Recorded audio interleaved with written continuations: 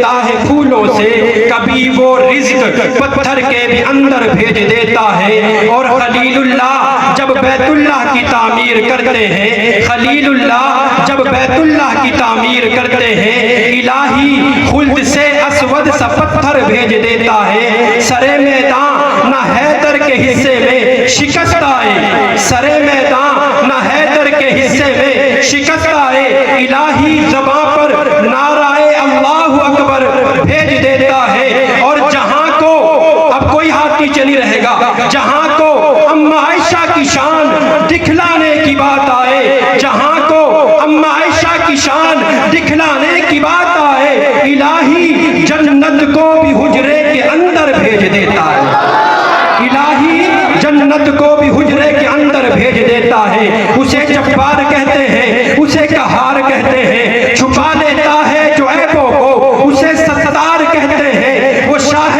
بادشاہوں کا، خدا ہے ناخداؤں کا، اچھالے تخت شاہوں کا، بھرے دامن گداؤں کا، وہ خالق ہے زمینوں کا، زمانوں کا، مکانوں کا، وہ مالک ہے ستاروں کا، نظاروں کا، خزانوں کا۔ دنوں میں اس کی عظمت ہے پوشیدہ، راتوں میں یہ عزت اور ذلت کے ترازو اس کے ہاتھوں میں۔ کئی نمرود جیسوں کو وہ مچھر سے مرواتا ہے، کئی فرعون جیسوں کو وہ پانی میں ڈبوتا ہے۔ کہیں پر ہاتھیوں کو ابابیلوں سے مروا دے، کہیں پر ہاتھیوں کو ابابیلوں سے مروا دے، کہیں پر وہ ہزاروں کو 313 سے پٹوا دے۔ بھڑکتی آگ ابراہیم پر گلزار کر دے وہ، شب ہجرت کفر کے وار کو بیکار کر دے وہ۔ اسی نے دی ابو بکر کو عظمت ساری، عمر خطاب کے بیٹے کو دے دی رفعت ساری۔ اسی نے حیدر کرار سے مرحب کو مروایا، اسی نے دی معاویہ کو حکومت 20 سالوں کی، اسی نے شان سمجھا دی نبی کے ساتھ والوں کی، اسی نے شان سمجھا دی نبی کے ساتھ والوں کی۔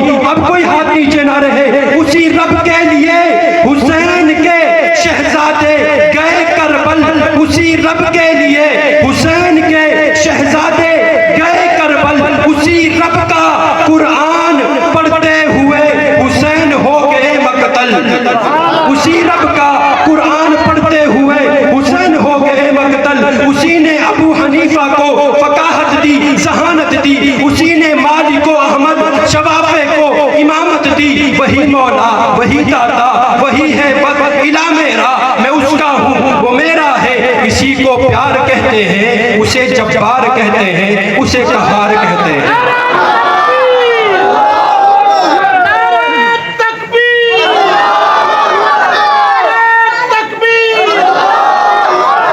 ان کی نسبت کا تاج رکھتے ہیں، ان کی نسبت کا تاج رکھتے ہیں، ان کی نسبت کا تاج رکھتے ہیں، ہر مرض کا علاج رکھتے ہیں۔ ہمیں کیوں ڈر ہو یزیدیوں سے، ہمیں کیوں ڈر ہو یزیدیوں سے، ہم حسینی مزاج رکھتے ہیں۔